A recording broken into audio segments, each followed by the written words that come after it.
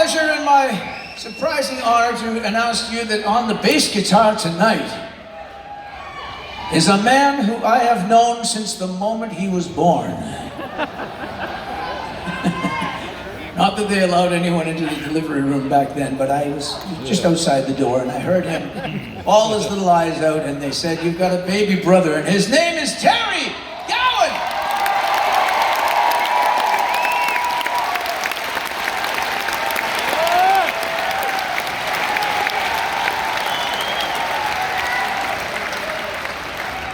Careful, Binghamton, you don't want him to bawl his eyes out again.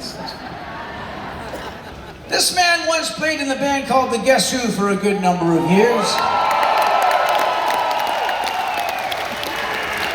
I like to point out to him every once in a while that it's a fine established Canadian band, and he being American, we kind of resent you guys coming to our country and stealing our jobs, but it's just the way it goes sometimes. Now, he co-wrote and he produced our two most recent albums. Of course, that would be The Mission of 2017 and an album that we released in 2021 when we came back after that silly year that we had together. And we released an album called Crash of the Crown, and it went to #1 on the Billboard Rock Album charts thanks to you,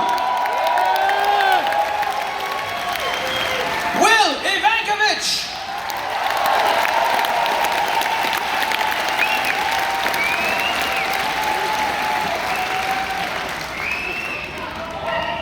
Now, the international flavor of this band, yeah, exactly, can only be exemplified when one member of that band can go and do a sold-out tour in Europe, actually. He just got back from England, from the UK, where he was all over the place because drummers around the world venerate him and come to genuflect at his shrine. 10 times he has won the Reader's Poll in Modern Drummer magazine. He has recorded and played with legendary Brian Wilson of the Beach Boys. He did a couple of television performances that he lived to talk about from a band. It was kind of binding contract because usually their drummers don't survive. That's a band called Spinal Tap. He was also the middleweight champion of... No, he wasn't actually, but... Make him stand up for you, Todd Zuckerman!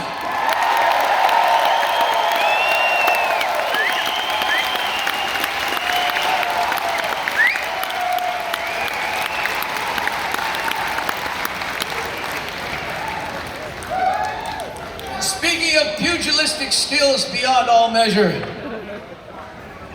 this legendary man who's about to step forward if you give him the kind of love he deserves. He comes from Chicago, Illinois. He's a master of the Stratocaster, a cat in the hat. He signed a recording contract 53 years ago for a band called Styx.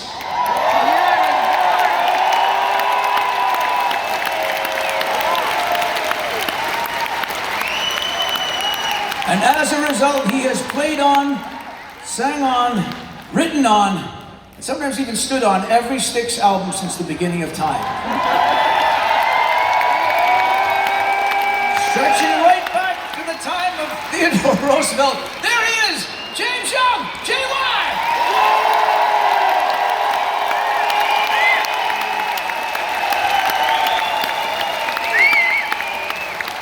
And now you understand why we refer to him as the Godfather.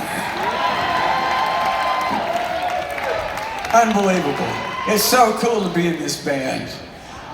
They found me, I played in a club, and somehow they needed a guy, they called me up, and I just happened to be available because the last check I got from a band was $25. And so I'm still waiting to hear whether it's a permanent job, but... On the other side of the stage, you talk about gifts or just something that in the stars is meant to be. You know, you look and you don't find that one person, and without even looking at all, you get booked at the same show where this man, all by himself, is playing piano and singing in French in Quebec. We're downstairs in the dressing room below, that auditorium, and we hear this thunderous applause and screaming and all this stuff. And we're going, who is this guy? And a couple of people said, that's Gallup. Can we go meet him? We went and met him. We kind of like this guy. He can't be. It's probably true. We went and met him, and he was the coolest guy. But he had just roasted that audience, and we said, well, let's stay friends. You never know what might happen. Ladies and gentlemen, Mr. Lawrence Gowan!